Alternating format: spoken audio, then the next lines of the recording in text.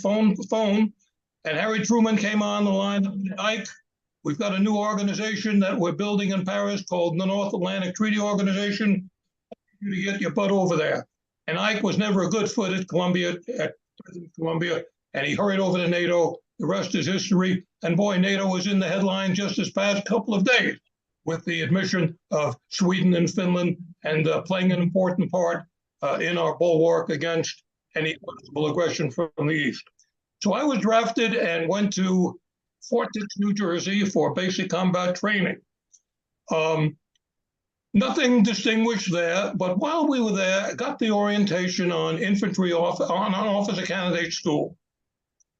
My first Thanksgiving in the Army, Thanksgiving Day 1954, I caught KP duty. Not a good day to be KP because on Thanksgiving Day, the Army has a traditional open house and invites friends, family, brothers, sisters, in-laws, outlaws, everything of that sort. And I was on KP. And on KP, kitchen police, I caught the worst duty of all, which was cleaning the roast turkey pots and pans, scrubbing them not with Dawn detergent. The Army didn't believe in Dawn detergent. The Army used bars of lye soap. And by 5 in the morning, my fingers were bleeding from the lye. I had over my slop sink a little window, and I could clean it off with my hand to clean the fog off and see the trainees arriving with their families waiting outside. And I said to myself, the heck with this noise. If I'm going to spend 2 years in the Army, I don't want to spend it doing this. So having received the officer candidate school orientation, the next Monday I knocked at the orderly room door and said, the first sergeant said, what do you want, private? And I said, I want to apply for OCS. He laughed at me. I was 6 feet tall, 20 years old, weighed 154 pounds, and a most unlikely looking candidate to be a second lieutenant. He laughed at me, but the company commander gave me the papers and I filled out my application. And lo and behold, I applied for artillery OCS. And lo and behold, a couple of months later, I was en route to Fort Benning, Georgia, now renamed, as you know, Fort Moore for Hal Moore. And we'll talk about Hal Moore a little bit later on in the book, We Were Soldiers, and the movie as well. I want to talk about those. So there I am, infantry officer candidate school, and going through it and doing rather well. And as we filled out our application, I said, I'd like to go to Europe. So I put my preference statement for Europe. And instead, I got Korea.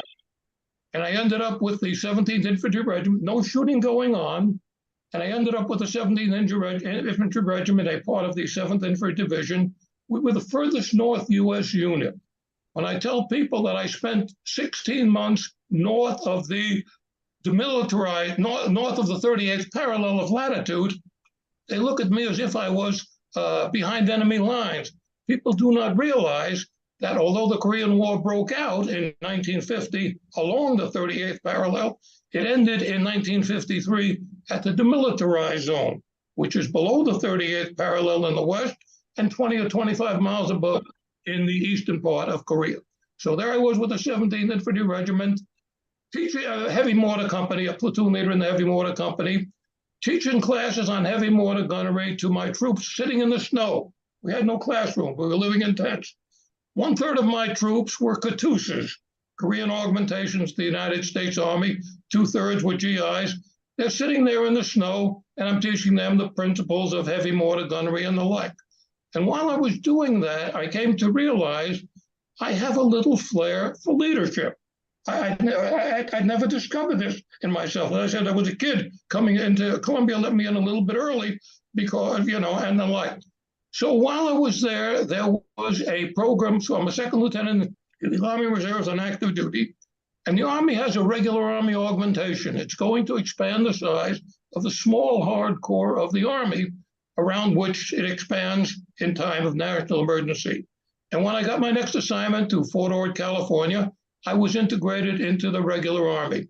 Nothing goes smoothly for me. About 2 months at Fort Ord, I was a platoon leader in a basic training company. About 2 months there, I got a word that the regimental commander wanted to see me. And Colonel Aloysius C. McCormick looked me in the eye and he said, Orkand, I see you've been a first lieutenant, you've been a second lieutenant for 22 months. The normal time for promotion from second lieutenant to first lieutenant is 18 months. Did anything happen in Korea which kind of derailed your career? I said, no, sir, I did fine. So they sent a Twix off. A Twix was a military telegram to 7th Infantry Division, and got a Twix back that my DA Form 78 on me had been sent, not received but DA finally said after a Twix to DA, officer highly qualified for promotion to first lieutenant at this time, provided you have no objection, issue appropriate orders promoting him to first lieutenant. Backdated my date of rank, but didn't give me the increase in pay. And boy, that increase in pay to first lieutenant, was worth something like $50 a month instead of to bring it up to $335 a month, the base pay for a first lieutenant in 1957. Anyway, I was then a member of the regular Army, back from Korea. I didn't have my college degree because I'd been drafted in the final, but the Army had a program called Operation Bootstrap, Final Semester Plan. And they let you go back to college at your own expense, of course, to complete it. And I went back to Columbia and got my degree, came back to Fort Ord, and they made me an adjutant at the training regiment. And one day I got word that the post commander at Fort Ord, Major General Breckinridge, orders to go to Korea as Chief of Staff of the 8th U.S. Army, and he was looking for an officer who had been in Korea, a junior officer who had been to Korea, to accompany him to camp. I talked it over with my wife, who was pregnant at the time with our first child, and we decided that one way to get out of debt, because I'd incurred considerable debts going back to college at my own expense, one way to get out of debt was to go to Korea, where I could live on absolutely nothing. And I was accepted as general's aide, and I became his aide. He was Chief of Staff of 8th Army, and I was his aide for the whole time. Not a difficult assignment, and that's how my military career got started. I was, in effect, an accidental, because I was drafted, because I was OCS, because I decided to apply for the regular Army, even after my date of rank, even after I lost my promotion to first lieutenant. Everything seemed to be going against me. Lo and behold, I ended up being an accidental officer, spent 20 months, and fought the Cold War from just about every vantage point you could think of. For 2 assignments in Korea, Vietnam, of course, we'll talk about that, on the staff of the U.S. Command to Berlin. General Breckinridge, after Korea, became chief of the Army Security Agency, the Army component of the National Security Agency. Many people don't realize it, but each of the services feeds intelligence information into the NSA computers, those big Cray computers at Fort Meade, Maryland. And with ASA, we had listening posts on Shemya Island in the far Aleutians. We visited that. On the Black Sea coast, Sinop, Turkey, we visited that. In Asmara, Eritrea, in Cairo, Egypt, my son was born while the general and I were in Cairo, Egypt, visiting the embassy, where we had listening devices underneath the rooftop of the embassy.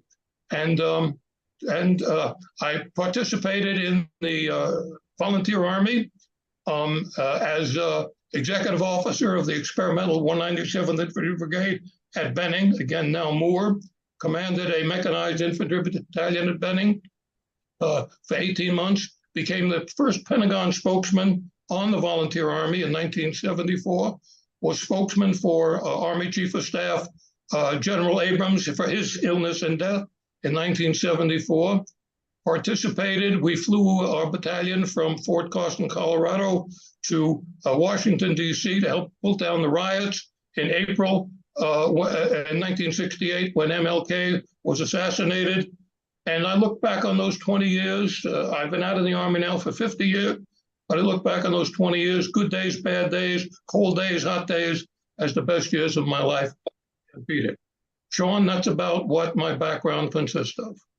In a nutshell. Wow. And it's an incredible, we're going to dive, a bit more into that as we go along here in bits and pieces. But what we want to do is, before we get to Misfire, we want to talk a bit about your co-author, Lyman. And Lyman passed away, was right before this book was published. I thought you might want to say, say some remembrance about him. I wanted to write a book. I published, while I was editor and publisher of Infantry Magazine at Benning, I published the book, A Distant Challenge, putting together narratives of people who'd been there in the early days of Vietnam, so forth like that. Printed 5,000 copies, sold 5,000 copies, and did very, very well. The book was later plagiarized. Don't buy it on eBay, because the book that's offered for sale is the plagiarized version. And I wanted to write a follow-on book. So I contacted a publisher right there in Mechanicsburg, Pennsylvania, over in the Harrisburg area, not far from Sean, where you are, Sean. And I proposed a book on the My Lai massacre. I was not involved in the My Lai massacre. I was in Vietnam about 2 months before that happened in March of 1968, but I had a peripheral experience in many, many ways. For example, one day the assistant commandant of the infantry school, Colonel Earl Acuff, came down the stairs from the 6th floor to the 5th floor of Infantry Hall in a state of near panic. And this was a guy who wore the combat infantryman badge with 2 stars. He'd been a combat infantryman in 3 wars and a master parachutist, went through the Ranger School when he was 47 years old, so he didn't panic easily. And Earl Acuff says, "Bob, who's the best writer we have here at the infantry school?" I wanted to say, "Sir, you're looking at the best writer at the infantry school. I was sent here from the Command and General's class at Fort Benning to be the next editor of Infantry Magazine. You're looking at the best writer." But I knew he didn't want me. He didn't want to deter me from that assignment. I came up with the name. I said, Dewey Cameron. Lieutenant Colonel Dwayne Cameron, a native Pennsylvanian, by the way, was head of the leadership department, which also taught military writing. And Dewey Cameron became what the military calls an Article 32 investigating officer. An Article 32 officer under the Uniform Code of Military Justice is like a grand jury in civilian life. And based on that Article 32 investigation, Lieutenant William Laws Calley Jr. was charged and ultimately convicted with the murder of more than 20 non-combatants in the village, the hamlet of My Lai 4. Many more people, of course, were killed that day, but Calley was personally charged with the murder of them. And I also knew in Vietnam the commander of the Marical Division, Major General Custer, commanding officer of the division, who helped orchestrate the cover-up of the My Lai massacre. Custer would fly in his Charlie command and control helicopter into my TOC on landing zone Baldy several times a week and ask for map briefings on what our units, what our companies were doing. And I would brief him, and sometimes his assistant division commander would brief him on what we were doing. And I realized after a while that he was using our experiences in the 1st Cav, and of course we pioneered the air mobile combat assault capabilities. He was using it to teach his units in the new Marical Division how to do combat assaulting. All right. So a Stackpole book said, we don't want a book on My Lai.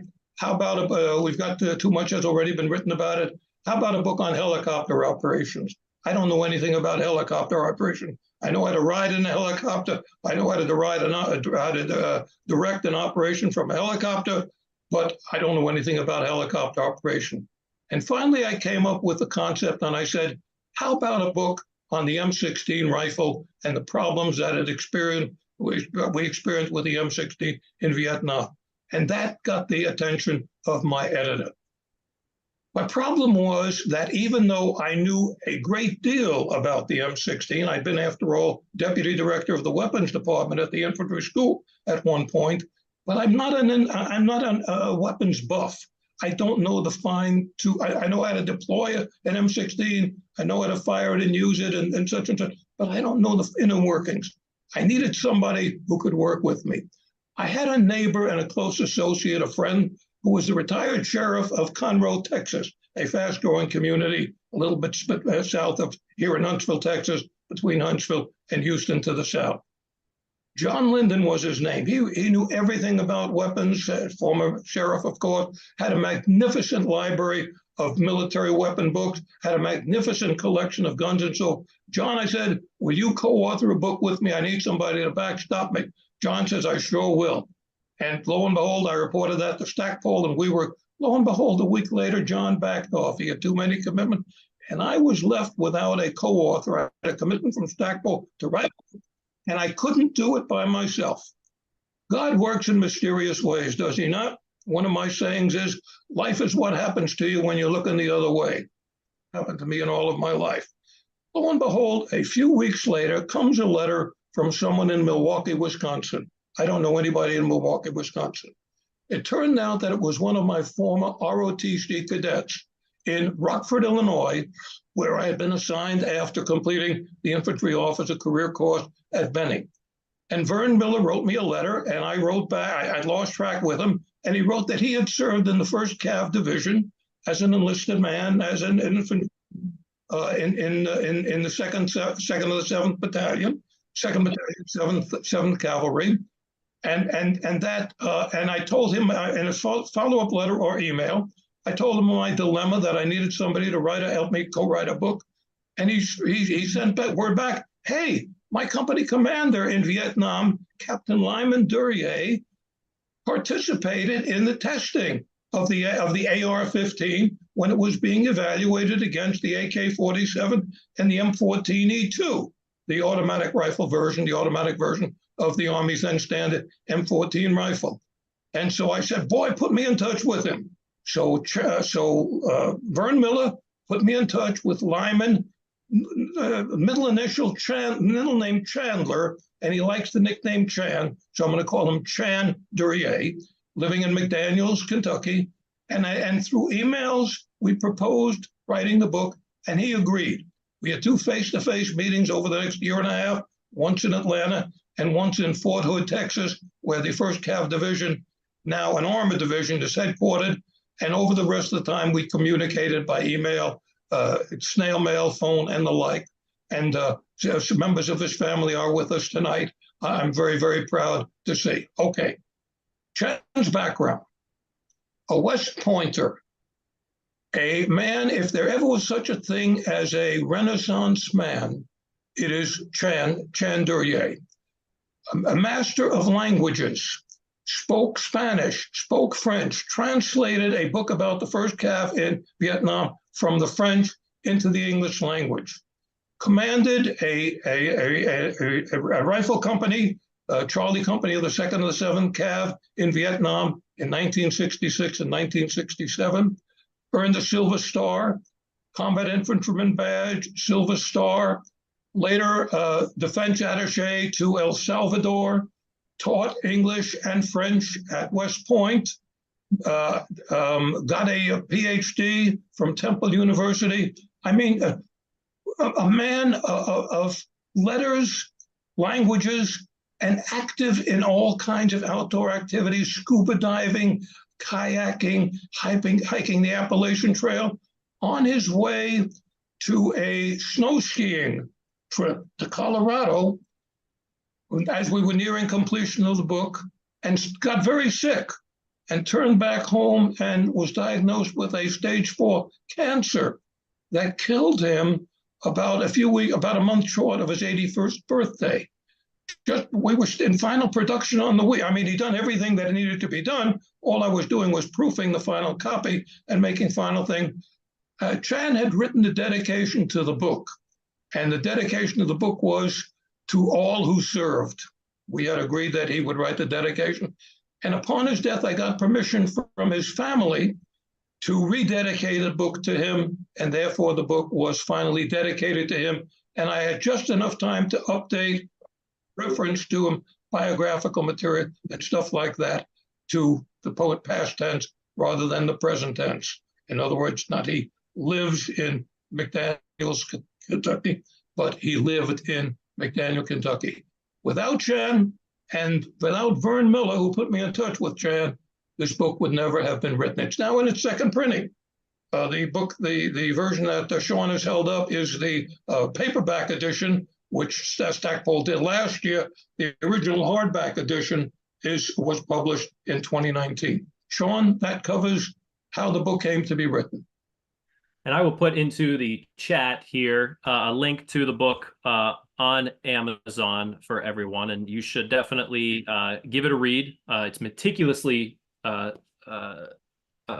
reported on, an incredible history. And something you should know, just if you click on that link that I put into the chat, you can get the hardcover book right now on Amazon. I think they're running a 20% off coupon, and the hardcover is a little different than the paperback, that you get pictures. And if you use the coupon, you get it for the same price, I believe, as the paperback. So, Bob, how did you begin to write this? As we talked a bit about in the beginning, that the soup here is very messy. And how did you start to make sense of all of this and understand, where the M16 came from, the story of how it was such a tragedy? From the beginning, Chan and I agreed that we wanted it to be more than just a gun book. We wanted the M16 to be a micro, and the bad decision making with respect to the M16, the bad decision making with respect to its development and commitment into combat before it was totally unready, with the wrong ammunition being sent with it. And we're getting into that a little bit later on, of course, and so on. So we wanted the book to show that the microcosm, that the M16 was a microcosm for all of the poor, muddle-headed decision-making done by too many members of the White House, the Secretary of Defense Office, and General Westmoreland himself in Vietnam, that there was failure. So we began the book with President Kennedy's inauguration, January 20th of 1960, so forth like that. Because Kennedy, although we don't think of him as being very much involved, when Kennedy became president, there were 900, they weren't called quite special forces, they weren't Green Berets, but they were special forces. There were 900 advisors under legendary the legendary colonel, name escapes me at the moment, Bull Simons, Arthur Bull Simons, in the Laos. And by the time Kennedy was assassinated 1,037 days later, there were 16,000 U.S. military personnel in Southeast Asia. Not U.S. not Army forces, not regular Army forces, but special forces guys, advisors, military advisory group Vietnam, and helicopter pilots who were flying the ARVN, the Army of the Republic of Vietnam troops around in their helicopters, Chinook helicopters, some Hueys, and the like. So Kennedy gets a lot of responsibility for involving us in Vietnam, responsibility which the media is largely unwilling to accept. They portray an image of Kennedy and his 1,000 days in office before he was assassinated as Camelot, and I'll talk a little bit about some of the popular culture about that time when we get to a slideshow. Well, Bob, yeah, let's get to that slideshow here. Hold on one second. I want to bring up a picture of you back at this time here. It maybe it wouldn't surprise everyone, but you sure are a dashing young guy here. This is me at 26 years old. I'm a first lieutenant. I'm aide-de-camp to General Breckinridge. We're off to someplace, Turkey or Asmara, Eritrea, something like that. And I need to get a passport. So that's my passport photo. So we have that. I know we have a couple slides here. We talked about this in fire. This is Vernon Miller. Okay, let's go to the next one, please. All right. Yep, there we go. I'm a little bit, can we go, this is Chan in Vietnam. I'm a little bit further down than I would like to, yeah, there's a good place to start. There's a good place to start. This LP, the musical Camelot, was Kennedy's, as the slide indicates, his favorite musical. Jackie Kennedy says that he listened every evening to that LP, and the song itself, Camelot, was a distant while ago here, July and August, can't be too hot. Jackie said he listened to it just about every time. And the beauty of Jackie Kennedy, the handsome young husband, 43 years old, our youngest chief executive, David Icke, who at that time at 70, when he left office, was the oldest chief executive. Our chief executives have aged a lot since Icke's day, that's for sure. And the country was like Camelot and a beautiful dream, and it all came crashing down in a sense when Kennedy was assassinated in Dallas in November of 1963. Okay, next slide, please. That's the widow, Jackie Kennedy, on the steps of the Capitol, her husband's death. the old guard, the Army, the 3rd Infantry there, standing guard. Her 2 children, John Jr., John as he was known, tragically killed when he was piloting a small aircraft, and apparently lost the perspective and ended up flying upside down. And daughter Carolyn, who most recently has been American ambassador to Tokyo and is now U.S. ambassador to Australia. And the tragedy, beautiful Jacqueline Kennedy, and the tragic death of her husband. Next slide, please, Sean. Sorry if you can hear my son. He's giving us a little trouble upstairs. Apologies if that gets coming through my mic. Lyndon Johnson, Kennedy's vice president, succeeded to president of the United States upon Kennedy's death. Took the oath of office as president aboard the Boeing 707. Right behind them was the casket carrying dead President Kennedy, had been pronounced dead at Parkland Hospital in Dallas, and waiting for Jackie. And somebody in the traveling party said, "We are without a president of the United States. We need to swear in the new president." And somebody said, "Is there a judge aboard?" And there happened to be little Sarah Hughes, a judge from Dallas, happened to be hopping a hut to Washington, D.C. And she said, "I can swear in the new president." And LBJ became president under those very difficult conditions. LBJ could have been one of our great presidents of all time. Matter of fact, some scholars list him as the 10th greatest president of all time, despite all of the wrong-headed decisions he made with respect to Vietnam. And we'll talk about that. We'll talk about that. Let's go, Sean, to the next slide, please. LBJ was torn between wanting guns and butter, I'll explain that in a minute, and his vision of the great society. LBJ wanted to have it both ways when he was president of the United States. He wanted to fight the necessary war in Vietnam, which didn't realize, of course, how much it would escalate beginning in 1965. But Kennedy, after all, had left 16,000 U.S. American advisors and special forces people over there and so forth. And LBJ wanted to fight a war in Southeast Asia and have butter on tables for all Americans. In other words, he wanted to fight a war without really acknowledging that we were at war. He should have, in retrospect, and of course, in retrospect, everything becomes clearer, he should have mobilized the reserves. That's what all of our contingency plans in that time called for, that if we went to war, the reserve should be called up. But LBJ didn't want to do that because that would acknowledge that our nation was really at war and would interfere with what LBJ thought as his great society. LBJ left behind a record of civil rights that is unrivaled in time. The Voting Rights Act, war on poverty, the start of the Head Start program, the start of better housing opportunity, just a marvelous record. LBJ, of course, had been a congressman and a senator. The new book by Robert Caro, continuing biography of LBJ, calls him master of the Senate, and that he was. He got things done. He knew how to manipulate, he knew how to make deals and everything like that.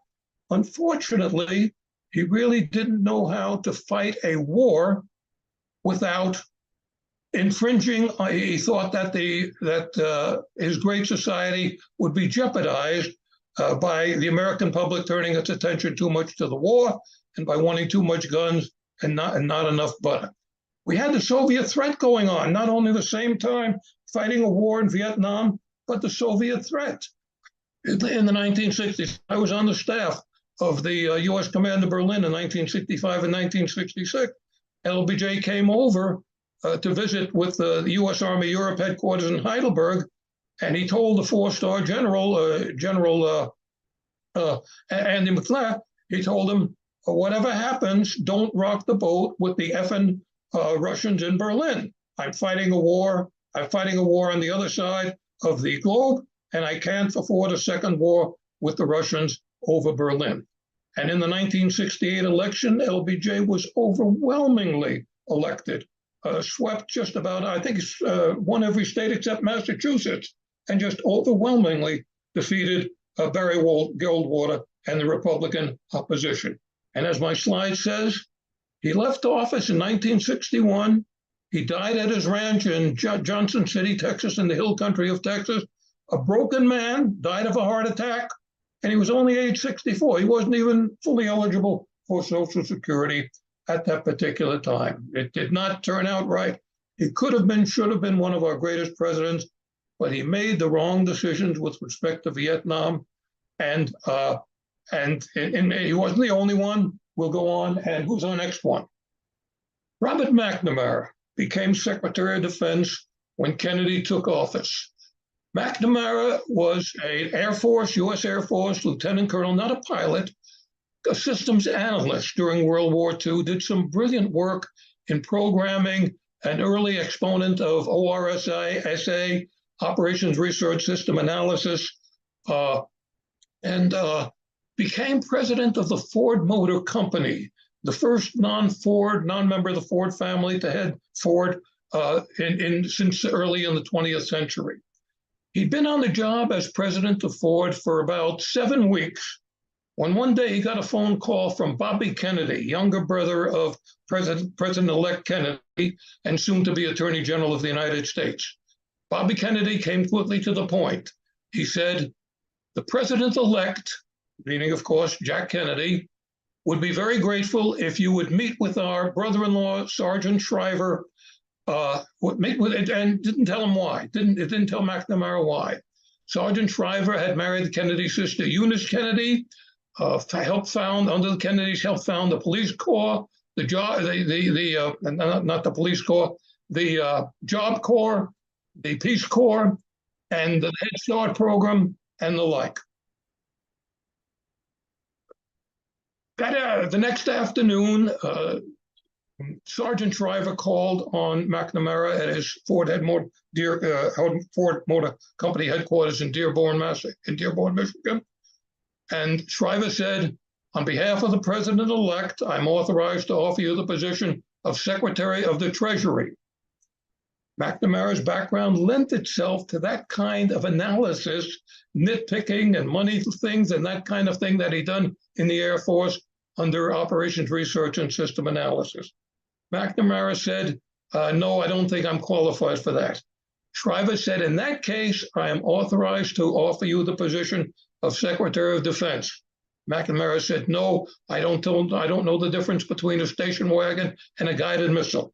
And at that point, Shriver said, then please meet with the president-elect tomorrow. And McNamara flew to Washington, visited with Kennedy at his mansion in Georgetown. And McNamara said, I'm not qualified. And Kennedy said, Bob, there's no manual on how to be a good president either. And for the next 7.5 years, McNamara served as Secretary of Defense, longer than anybody before or since, and made terrible, terrible decisions with respect to the M16 rifle, the so-called TFX-111 fighter plane, and all kinds of budget-conscious, nitpicking decisions, cutting the size of our armed forces in between the war and the like. So my first villain with respect to the wrong decision-making in Vietnam is Lyndon B. Johnson. The second one is Robert McNamara. And let's go to the third one, please, Sean. General William Westmoreland comes home, brought home by LBJ in April of 1967 to address a joint session of Congress. That is Vice President Hubert Humphrey to Westmoreland's right, and that is Speaker of the House John McCormack of Massachusetts behind Westmoreland, above him and to his right. Westmoreland gets a standing ovation from Congress, and he tells Congress, with respect to Vietnam, we are winning the war and we are grinding the enemy down. What Westmoreland didn't realize that by grinding him down, he was advocating a policy of attrition, wearing the enemy down. And Ho Chi Minh and General Giap, his military commander, did not care how many North Vietnamese and how many Viet Cong were lost. What they wanted to do was to address the fact that the days of Western colonialism in Indochina were over and done. The French were gone, and the United States and Western allies were not going to take over. So Westmoreland, by foolishly waging a war of attrition, by refusing to equip the ARVN, the Army of the Republic of Vietnam, with the new M16 rifle, and forcing them to fight with M1 rifles and the old M2 carbine from World War II days, was handicapping them in their ability to fight against the Viet Cong. That is before the North Vietnamese came into the army. Westmoreland made all kinds of wrong-headed decisions that weren't corrected until he left Vietnam in 1972 and in 1968, and turned the leadership of Military Assistance Command Vietnam over to General Abrams, who held it then until 1972. Let's go to the next slide, please. Let's talk now about some of the popular culture with respect to Vietnam. We know now that historians say that Vietnam was a terrible disaster, that it was a quagmire, that it was a defeat for the United States. That's the way historians have recorded it, that it divided our country terribly, caused all kinds of riots and the like. And I'm going to try and show you that it did not start out that way and didn't have to be that way. Robin Moore was something of an adventurer who, in 1965, wrote this book, The Green Berets, a fictionalized account of actual Green Beret operations. Moore was something of a hustler. He was a Harvard classmate of Bobby Kennedy, President Kennedy's younger brother, and persuaded Bobby Kennedy to use his influence to let Moore go to Vietnam to accompany the 7th Special Forces Group when it was deployed there in 1963 and 1963 primarily. Moore wrote this book, The Green Berets. As you can see, it became a bestseller with 4 million copies sold. People snapped it up. Kennedy had been an enthusiastic supporter of the Green Berets. Matter of fact, it was Kennedy himself who awarded the Green Beret.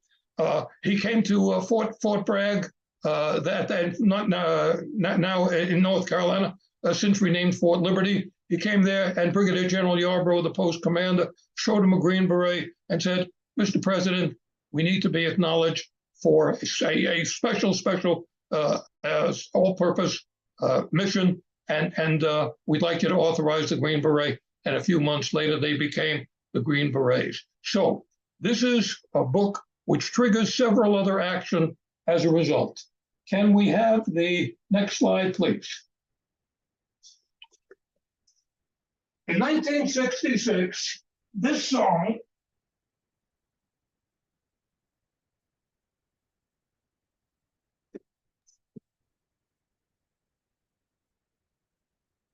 Hiding full through the stormy sky,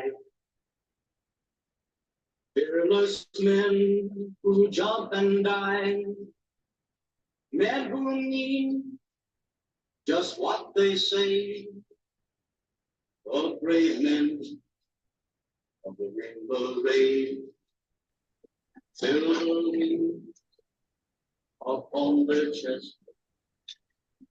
These are men.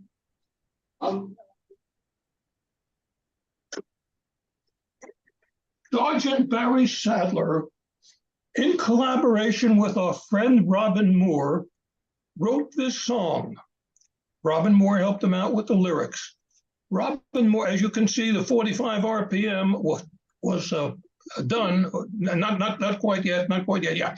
It was done by RCA, and Robin Moore had the entree to RCA to get it recorded. Barry Sadler performed the song on Ed Sullivan's Sunday night show, the Ed Sullivan Show, which was probably the most popular song and most popular television show in America. Every Sunday evening at 8 p.m., America stopped and watch the Ed Sullivan Show. That's where the Beatles made their U.S. debut. That's where Elvis made his U.S. debut. And Barry Sandler sang the song Ballad of the Green Berets on the Ed Sullivan Show.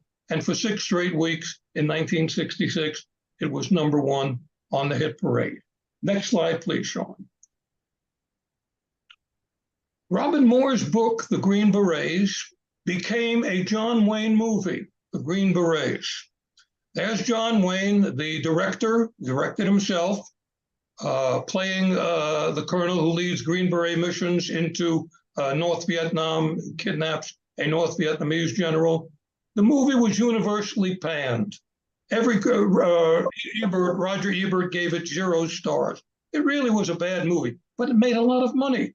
People were interested in seeing it and the like. Made just a ton of money and the like.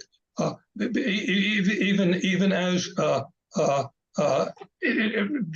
John Wayne was old, it was much too heavy set. But anyway, I'm trying to show that in the early days, the movie was shot in the summer of 1967 at Fort Benning. John Wayne used his influence with the Kennedy administration to get the Army to cooperate, and the Army provided helicopters, background soldiers on the ranges at Fort Benning, and part of the popular culture. And people went to see the movie, even if it wasn't much of a show.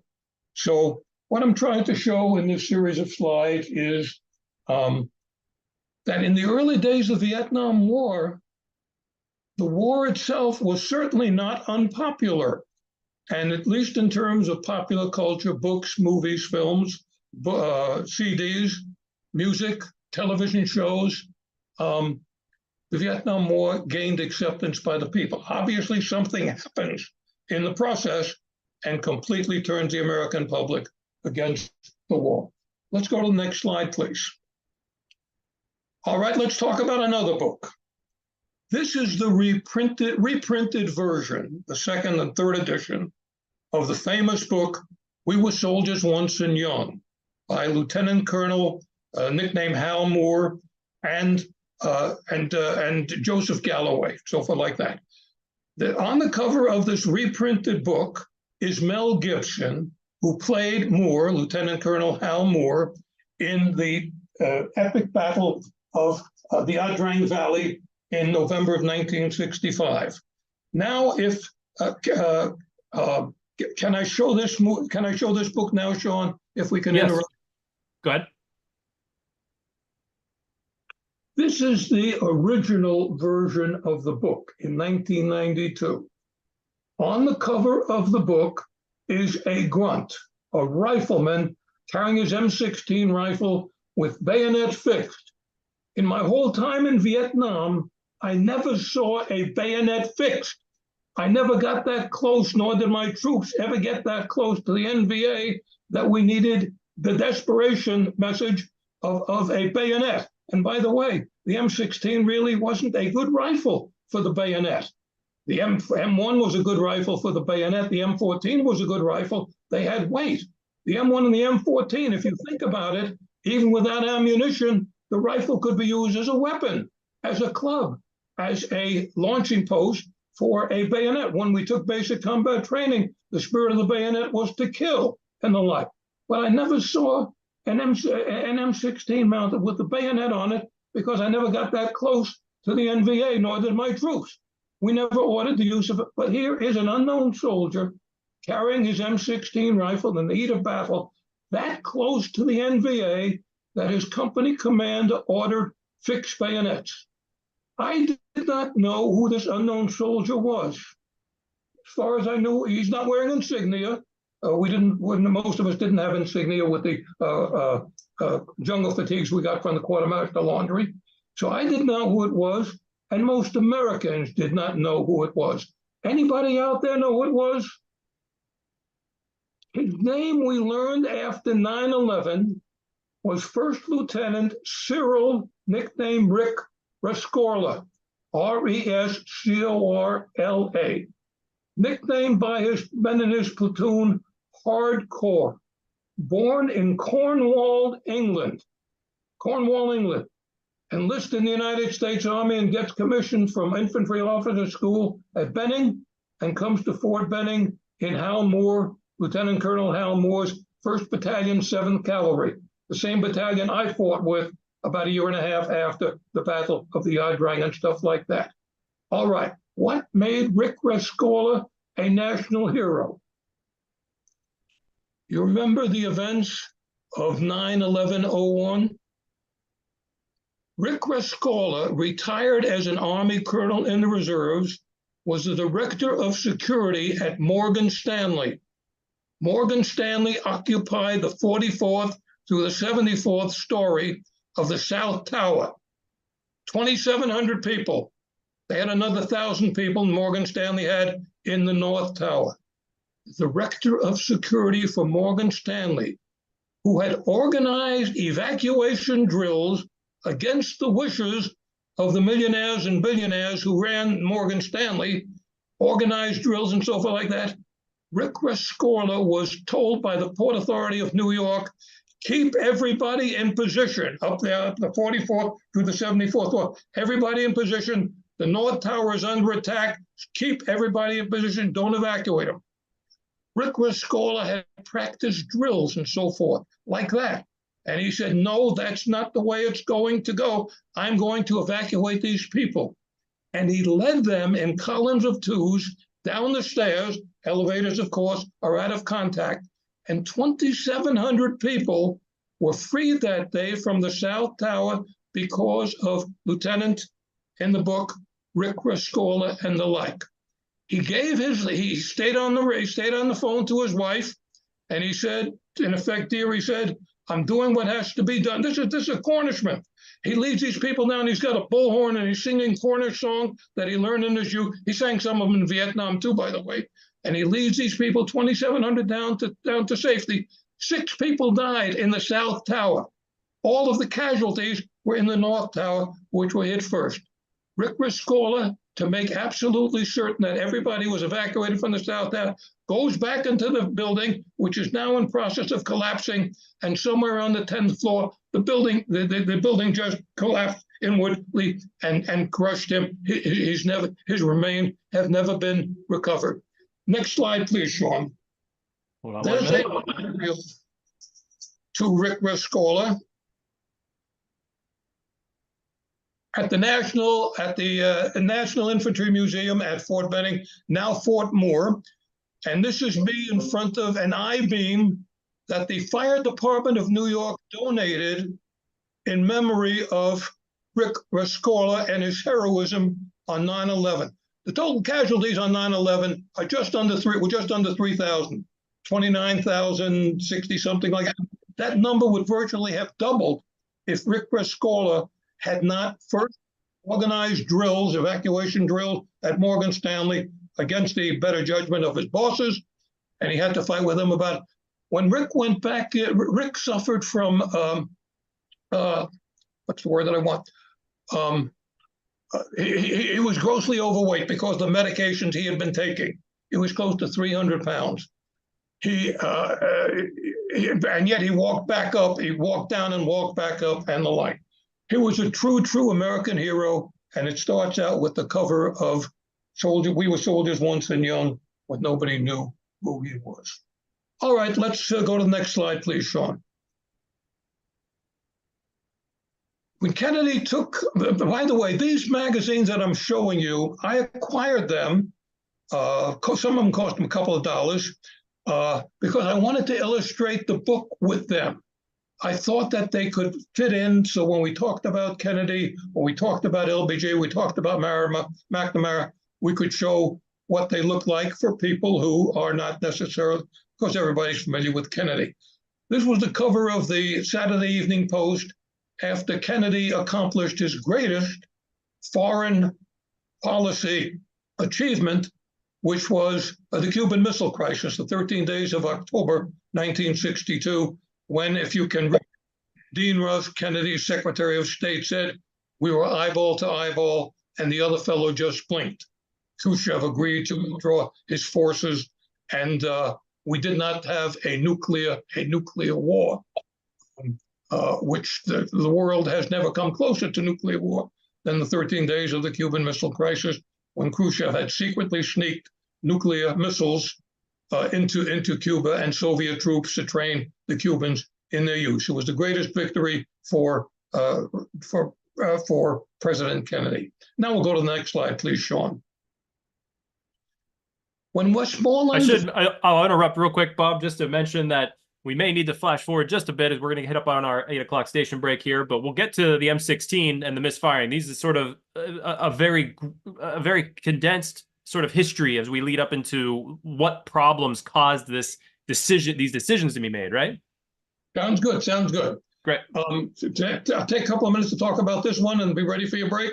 Sure. When Westmoreland, Creighton Abrams, Abe is one of my personal heroes. I will show you a slide of Abe and me when he visited my battalion at Fort Benning, Georgia. Abe was vice chief. Well, I'm not quite ready for that, but that's what it is. If we can come back to Abe, yeah. Abe was sent over to Vietnam to succeed Westmoreland as the top U.S. commander, as the leader. Abe was a West Point classmate of Westmoreland's class of 1936.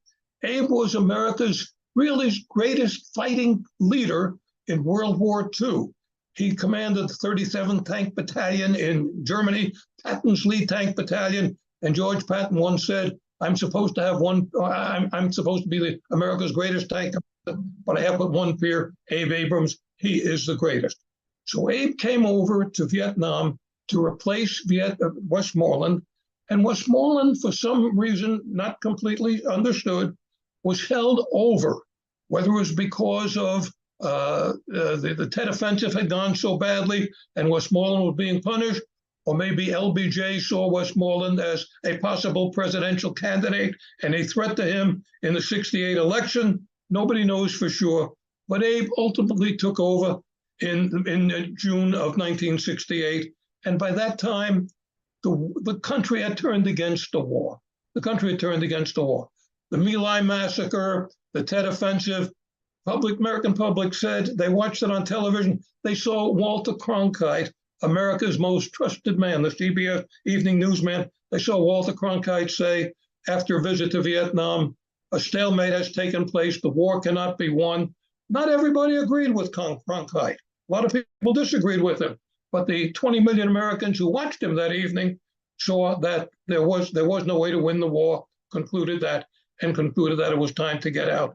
And for that time, it was all downhill. So Abe takes over, and Vietnam, the word is Vietnamization. He Vietnamizes the program. He turns the fighting over to the Army of Vietnam, which should have been doing the fighting in the first place. But Westmoreland, among his other bad decisions, such as not giving the Arvin the M16 rifle, didn't want the Vietnam Army to take the lead in fighting first the Viet Cong and then subsequently the North Vietnamese Army. Westmoreland turned it into U.S. war. It should not have been a U.S. war. It should have been the South Vietnamese with U.S. assistance, with U.S. firepower, helicopters, artillery, all of these things. But Westmoreland insisted that the U.S. division would get the job done. Shall we go to the next slide, Sean, or do you want to take Sure, I will. I'll take our station break right now. It's about 8 o'clock. For those of you joining us for the first time, this is the Veterans Breakfast Club. Our mission is to create communities of listening around veterans and their stories to connect, educate, heal, and inspire. I'm going to bring up a little slideshow here just to thank our sponsor, tobacco-free Adagio Health. They've been with us for quite some time. They are dedicated to preventing and reducing tobacco use and educating people about tobacco hazards and advocating for healthier places to live, work, and play. You can find out everything there is to know about tobacco-free Adagio Health on their website, tobaccofree.adagiohealth.org. Also, we'd like to thank our new sponsor, UPMC for Life. They can help you make sense of Medicare. Get the answers and information you need, such as how to choose the Medicare Advantage plan that's right for you. UPMC for Life has plans designed for veterans by veterans that can save you money and get you more benefits. You can view all their plan options by going to upmchealthplan.com/Medicare. And we have a couple other announcements. This is our new magazine. This will be hitting the printer shortly. So you will be receiving this in the mail. Again, this is a free quarterly magazine. So if you don't receive it, it's because we don't have your address. Go ahead and send that to Todd@veteransbreakfastclub.org and send your address there. We'll make sure to get a magazine out to you. If you'd like a box of magazines, we print them out. We have a 500 box, 500 issues in one box. Happy to send that to you. If you want to distribute them around your community, let them know about the VBC. This is the best way that we know to get the word out about our mission and what we do. There's also a survey that I will put into the chat here at the end of the program. If you'd like to take it, it's about 2.5 minutes. Let us know how we're doing. We always read these very closely. Thank you so much for joining us as well. And we are going to let you know that the scuttlebutt is sort of shifting. We talked a bit about at the beginning of the program how this is the VBC Happy Hour. It's been the VBC Happy Hour for quite some time. Well, the scuttlebutt is the podcast, pre-recorded podcast that I host. We've reached the end of the road for the scuttlebutt. Sort of. I say that because this is the final episode that'll feature just me talking with a guest, usually a veteran or a veteran organization. Excuse me. I had a documentarian on, and I will put the link in the chat. He did a 5-part series, war movie, that you can get on Amazon Prime. It covers the entire American cinema of war films from 1900 to now. 5 parts, each an hour. Incredible documentary series I got to watch. His name's Steve Summers. Evan Mulgrave, name that some of you may have remembered. He was the director of the VBC's own documentary, We Left His Brothers. He came on the program with me to interview Steve Summers, and we both got a chance to preview War Movie, all 5 parts. And I highly recommend it. I'm glad that, Bob, that you brought up Green Berets early in the program. They do talk about that during that series. Take a drink of water because I got a frog in my throat. Oh, excuse me. But I highly recommend this 5-part series. It was so in-depth and so interesting, and they cover so many of the movies that came out from pre-sound all the way up until now. What the propaganda films were about in World War II, the Red Scare, what happened with Vietnam films and Korea films, why there weren't so many of them made. He brought on many experts, some of them from Pittsburgh because he has a Pittsburgh connection, Steve Summers. And he gets into the like Black Hawk Down, a lot of the films that you saw now, like Jarhead or Hurt Locker, but everything from Casablanca, because he covers the idea of war movies in general, overall, not just specific war movies like We Were Soldiers. So I highly recommend it. Again, I'll put that link in the chat and just go to the Amazon Prime, purchase it if you can, give it a watch. Also, check out the Scuttlebutt where we interview Steve Summers, maybe before or after you watch that series.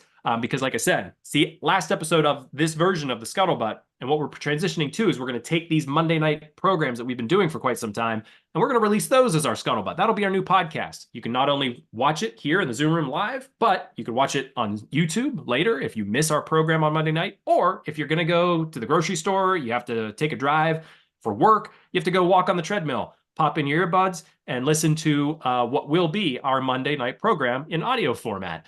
So just different ways that you'll be able to engage with the Veterans Breakfast Club moving forward, as well as our Lioness podcast, which will continue. These will come out periodically, maybe once a month. Daria Summers, who we had on last week, she'll be coming back to continue on that as an audio format. Very excited to have Daria continue on with us to keep telling these incredible stories of these women who served in the post 9/11 wars.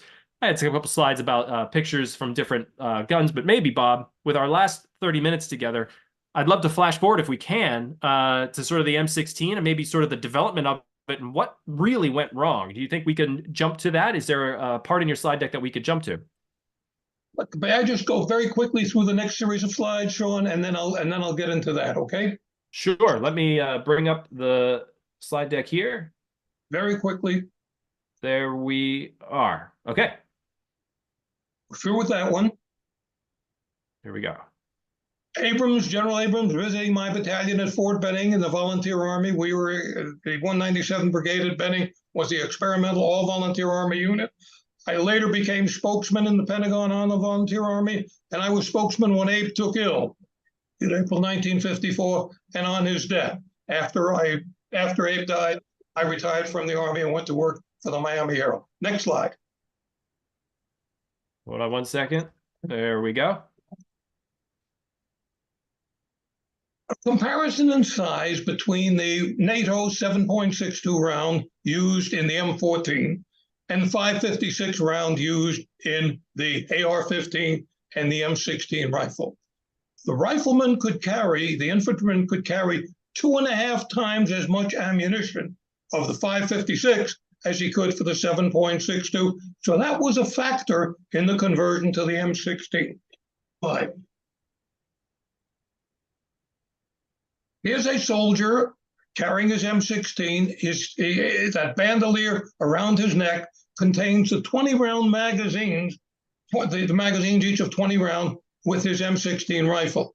Many soldiers found after their problems with the M16 that by not filling the magazine all the way to 20 rounds, but maybe 17 or 18 rounds, that they avoided some of the problem. Maybe it worked, maybe it didn't. We'll never know. Next slide. This maintenance manual on the M16, one of the problems with the M16 was soldiers were told, they were given a bill of goods by Colt and by the Army, that the M16 was virtually maintenance-free. And as a result, this manual, beautiful manual, doesn't get published until July of 1969. By July of 1969, we had more than half, we had 540,000 men in Vietnam. They never got this manual. I never saw that manual until I was home and away from Vietnam. So the men were convinced by Colt's propaganda that the rifle was self-cleaning, that it burned its bullets at such a high rate of speed that nothing fouled the weapon. Obviously, that was propaganda, and the Army bought into it. Next slide. There's the M16 with its 20-round magazine. You're very, very familiar with that. Next one then, please, Sean. All right, let's go some of the problems with the M16. First of all, this weapon was not fully developed or tested. The Army, in effect, the Department of Defense, and led by the Air Force, General Curtis LeMay, was a major factor in bringing it into the military inventory. So he had some close connections with the Colt, close personal friendships with Richard Boutelle, who was the head of Armalite, which developed the AR-15. The M16 was not fully developed or tested. It was committed into combat. We'll go to the next slide, please. No, I'm sorry. I should stay on that slide. Back one, please, Sean. Sure. I guess I'll stick with that. It went into combat. Its official designation when the first cav, when the 173rd Airborne arrived with the M14, when the first cav arrived with the M14, when the advisors and the special forces arrived with their M16, it went into combat as XM16E1. What does that stand for? X meant the rifle was still in a developmental phase. It hadn't been standardized. The M14 had only been, M14E2 had only been standardized in 1959. This rifle is still in the developmental phase. The M stood for model. 16, the number 16 comes as a follow-on to the AR-15. Eugene Stoner, the brilliant Armalite and Colt developer had gone from AR-1 to AR-15. The E in XM16E1 stands for experimental modification, and the one means its first modification. There were a total of 11 or 12 modifications subsequently made, and it was a bolt assist device. Next slide, please, Sean. So the first problem that we're talking about, not fully tested.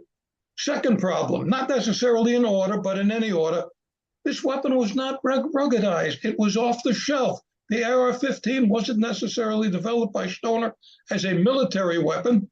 So as a result, the rifle doesn't have chrome-plated chamber or bore, which was standard for all military weapons. And particularly when you're going through swamps such as this one and riverbeds, you've got to have chrome plating to resist against corrosion and rust.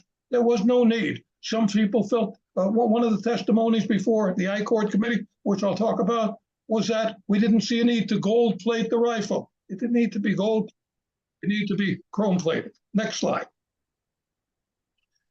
I've already talked about this Colt propaganda, which the Army incorporated into its training manual and FM 23-9. This rifle burns its ammunition so fast that it is self-cleaning. And as a result, not enough cleaning equipment accompanied the rifle to Vietnam. Next slide, please. There was insufficient cleaning equipment. For all of our previous weapons, there was a sturdy cleaning rod that you would shove down the bore of the rifle from the front in order to eliminate a stoppage or clear it, or sometime with a cleaning pack at the end of the rod. The M16 came with a disassembled three-piece cleaning rod in a little pouch, and it was flimsy. It would break very, very easily. Well, the soldier had, if he was in close combat and he had a stoppage with his weapon, and the doggone cleaning rod was disassembled in three pieces, he couldn't stop to assemble the cleaning rod. There are pictures of squad leaders getting killed, getting shot in the back while they're going down the front of their squad, the line of their squad, clearing the stoppages, the failure to extract, which was the major deficiency with it. So let's go on with our problem with the M16. Next slide, please, Sean. All right. Inadequate troop training. The 163rd Airborne, the Marines were the first. By the way, we just had the anniversary last Friday, March 8th. March 8th of 1965 is when the Marines, the 9th Marine Expeditionary Brigade from Okinawa, landed in Vietnam to take up the security around Tan Son Nhut Air Base. They came with their M14s, subsequently given M16, very little training, not enough maintenance equipment. The next unit, the 173rd Airborne Brigade, the Army, came from Okinawa, and they had just been given the M16 rifle and had a little bit more experience than the Marines. But basically, troops going over there had inadequate training, and again, we're told a lie that this rifle is virtually self-cleaning. Next slide, please, Sean.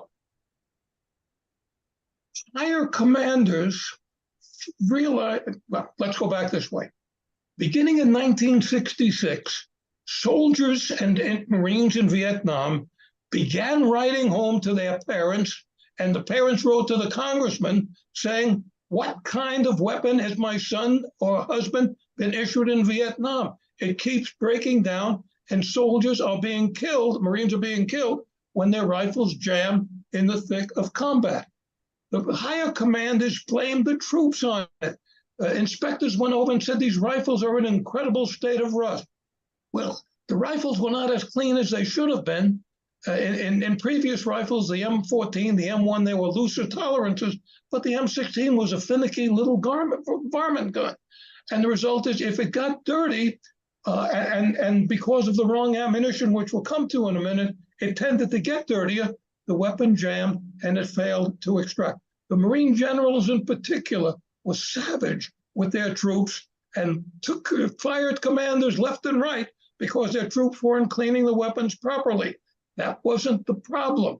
It may have been a small part of the problem. The troops didn't have enough cleaning equipment and had to write home for lubricants and rifle patches and a good bore cleaner. But let's go to the next slide, please, Sean. Colts had been having labor problems, financial problems, and the result is that a lot of M16s slipped through without adequate supervision, either by Colt's own engineers or by the military officers, the Army officers, who were supposed to be supervising it. So not all of the M16 that came were really in grade A firing condition. Next slide, please, Sean.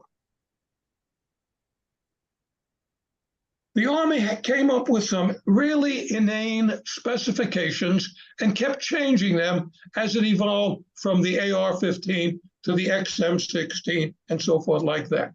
The Army kept changing the fact that the Army said we need to have muzzle velocity of 3,250 per second and the like. Well, it didn't have to be that fast. And Colt had problems getting up to that speed. The Army said the rifle has got to be, remember we're talking about a varmint rifle with a small 223 round. The Army said the ammunition has got to be able to penetrate a steel helmet at 500 yards. First of all, the enemy didn't wear steel helmets. The VC didn't wear any helmets at all. They fought bareheaded. in their black pajamas, and the NVAs fought in green khaki uniforms with green pith helmets made of some form of plastic. There were no steel helmets that needed to be penetrated. We never saw the enemy at 500 yards. You saw the enemy like that when Rick Briscoe with his bayonet. You saw the enemy at 100 yards or at most 300 yards. So the Army kept insisting that the rifles got to perform like on a World War II battlefield, steel helmet at 500 yards when that was not necessary. Next slide, please. Each time you take an engine on anything you can think of, take your automobile engine.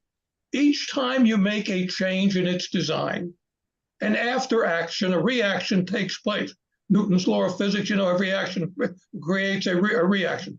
So each time the Army insisted on changes being made to the M16, whether it was the rifling change, of course the ammunition we'll talk about, whether it was a rifling change, whether it was a firing pin change. Each time a change was made, some subsequent after action takes place, and these were not tested. And that McNamara's number two in his the Department of Defense, Roscoe Gilpatrick, said we don't need additional training, we don't need additional testing and so forth like that. The Army has been dragging its heels too long on it. And in fact, some of that was true. The Army was dragging its heels because the Army didn't see the M16 as a viable long-term firing weapon. The Army had in mind what it called a SPU, a special purpose individual weapon, which would replace the M14 and the M14E2. The M14E2 was the full automatic fire version of the M14, which was a semi-automatic rifle. The problem with the M14E2 was it was too heavy, and the problem was it was hard to control in its full automatic setting. An infantry rifle squad consisted of 11 men, 2 fire teams of 5 men each, plus a squad leader. One man in each fire team carried an M14E2 with full automatic capability. The other 4 men in each fire team had M14s with only semi-automatic. That was the weapon, by the way, which most of the Army men and Marines went into in Vietnam, the M14 with the M14E2. As we saw, with certain exception to airborne and air mobile special forces units, everybody went in with M14, quickly given M16, in which they had little or no training, were told it was self-cleaning and the like, and so forth. So these developmental modifications were just not properly tested because the Defense Department was rushing a kind of stubborn Army, which really didn't want the M16, was rushing. And finally, McNamara's men said, the heck with the Army, we're not going to do any more developmental testing. We'll standardize the M16 and issue it to everybody in Vietnam. Meanwhile, our forces in Europe continued to be with the M14, as did forces in the United States. Next slide, please, Sean. The rifle had a tendency to jam. Why did it have a tendency to jam? Because mainly there were several other reasons, but it was dirty. There was not enough cleaning equipment. The chrome plating should have been done on the bore in the chamber. But most prevalent among the reasons for tendency to jam was the fact that the wrong ammunition was being used for it. Let's go to the next slide, please. Failure to extract was the result of the fact that the weapon, when it was developed as the AR-15 and tested by the Army in its initial firing test, it used a gunpowder called IMR, Improved Military Rifle Powder, replacing the ball powder which had been used in the M14 and the M14E2. The IMR was actually not a newer powder, it was an older powder dating back to the early 20th century. The AR-15 and the XM16 were all tested using correct powder, IMR. We can go to the next slide, please. The ball versus IMR. All of the testing in the United States and even in the weapon, in the initial 1000 weapon, which was sent to Vietnam for experimentation, used the correct powder IMR, which had no problems in jamming and failing to extract. When you use the wrong powder, which is what was subsequently issued to the troops, because one, the IMR was too expensive, two, the ammunition manufacturers couldn't keep up with the demand for it, and three, there was a whole lot of ball powder available in the inventories at the Army arsenals and manufacturers, so forth like that. So ultimately, people go round, our weapons experts go round and round on what was the problem with the M16 and to whether the wrong ammunition was a contributing factor. Chan participated, as I said earlier, my co-author participated in the development of the weapon, and he knew that it functioned well when the IMR powder was used, and he also knew that when the wrong powder was substituted, all kinds of problems could result.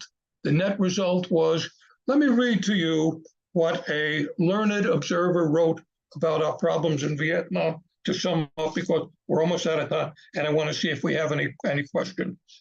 A man named C.J. Chivers is currently a writer for the New York Times Magazine.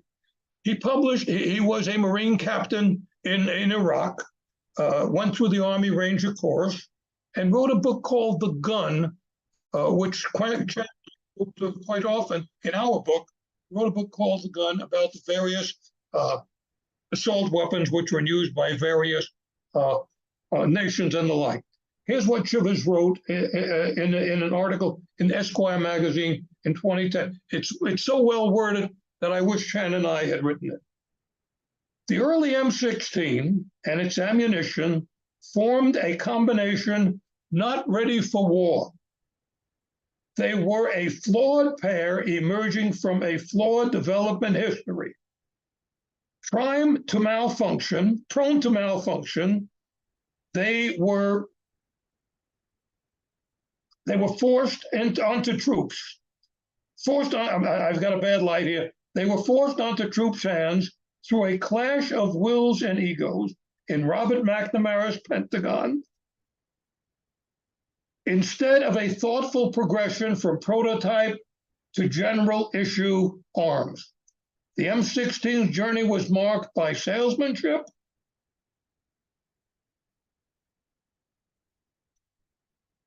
trying to get a little bit more light on this. It was marked by salesmanship,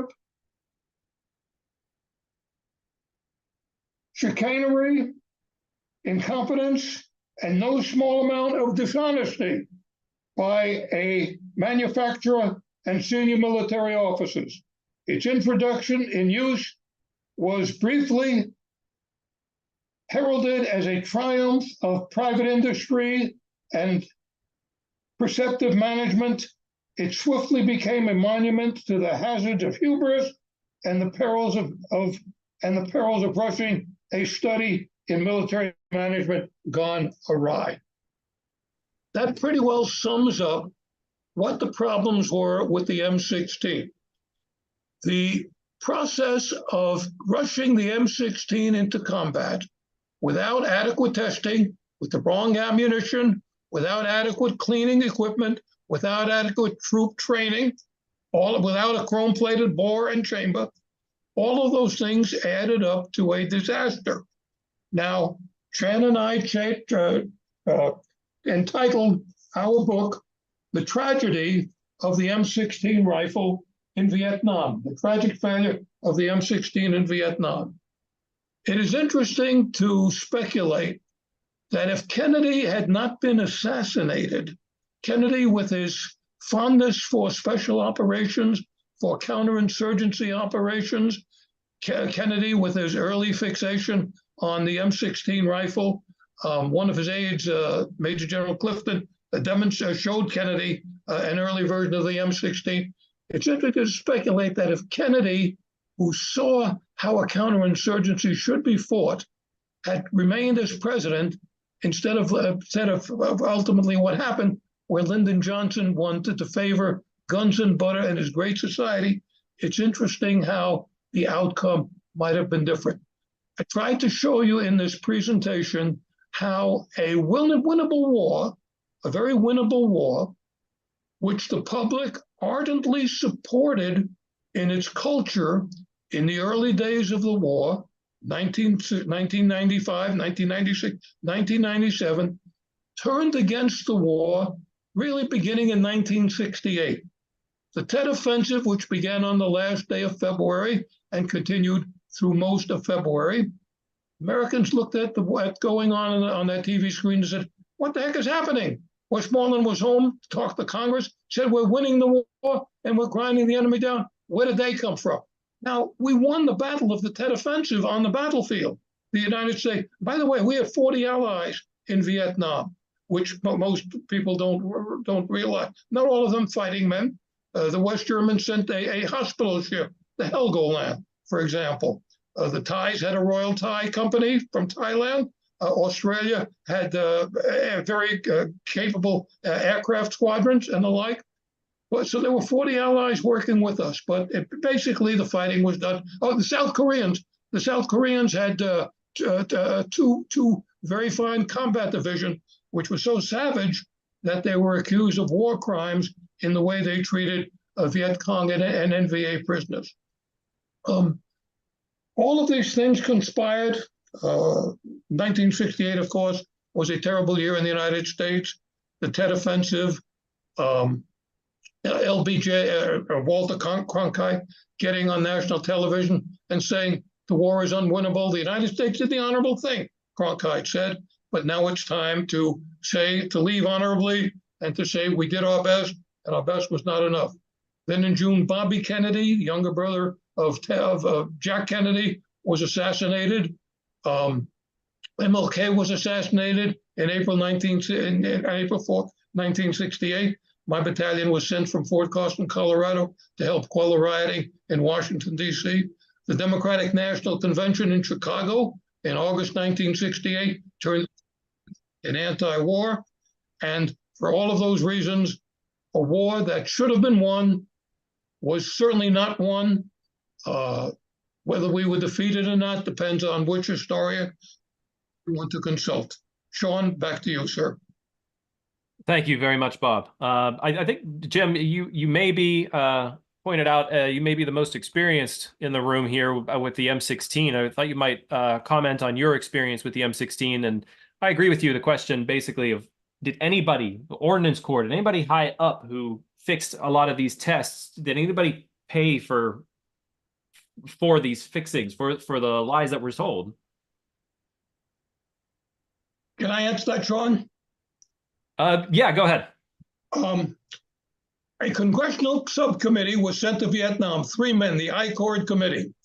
One of its findings was that Major General Nelson Lind, at one point the commanding general of the Army Materiel Command, upon his retirement, went to work for Colts as a consultant, a paid consultant. Lind is the one, L-Y-N-D-E, Lind is the one who had approved the initial contract with Colts for the AR-15/XM16E1 and so forth like that. The I-Cord Committee said if that wasn't, it said at the very least it was a conflict of interest. At the very most, it was a criminal offense. Did he pay for it? No. Thanks, Bob. Jim, I'll go back to the original question of what was your experience with the M16?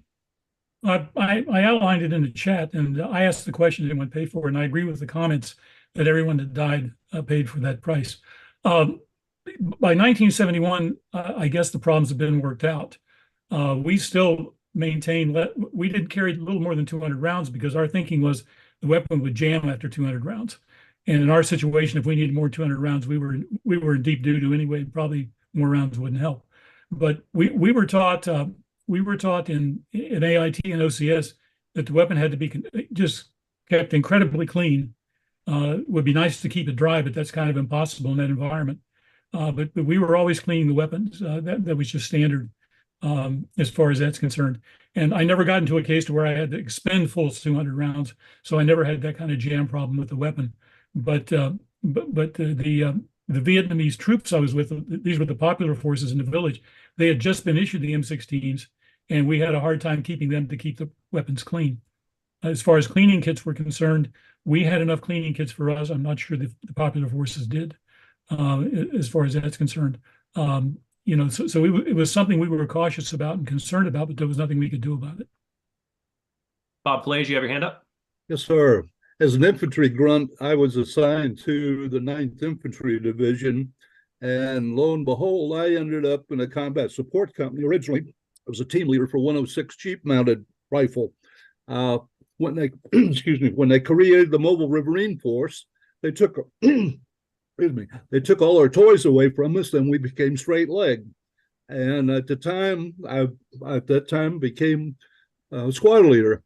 And every time we deployed, came back to the ships, I made sure everybody cleaned their weapons before they got undressed. We got hosed down by the Navy with their fire hoses, get all the mud off us, and we immediately went and cleaned weapons. Unless they had chow sitting there hot waiting for us, weapons were cleaned. And so I have no disagreement with Bob's, what he said about the weapons, needed to be cleaned, etc. The one disagreement I have is if he was with us February 26, 27, he would have seen a lot of bayonets on those rifles. At about 12 o'clock, we got overrun, and we could see them from my position.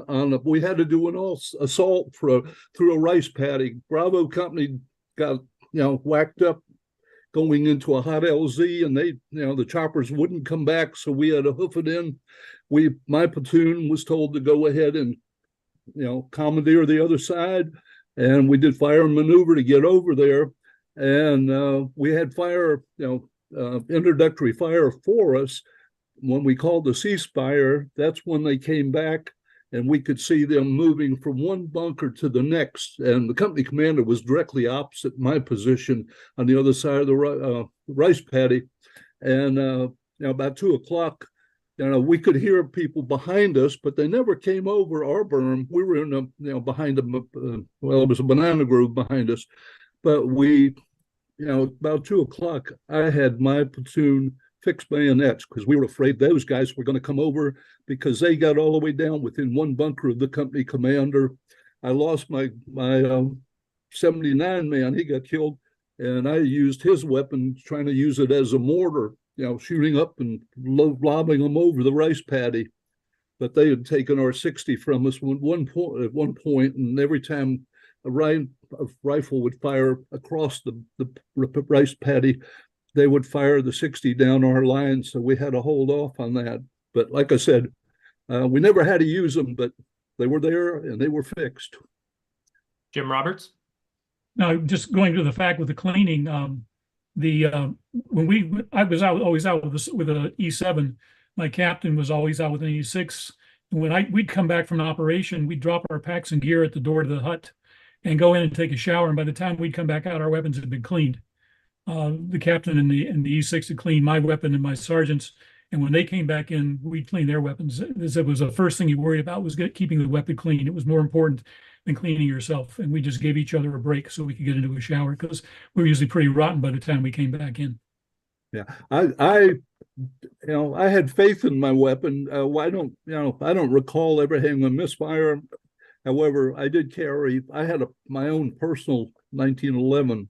That I had sent over from family, and I carried that with me also. So, but like I said, I never had misfire, and I can't recall any of our guys, losing, not having been able to fire their weapon. I did get, one squad.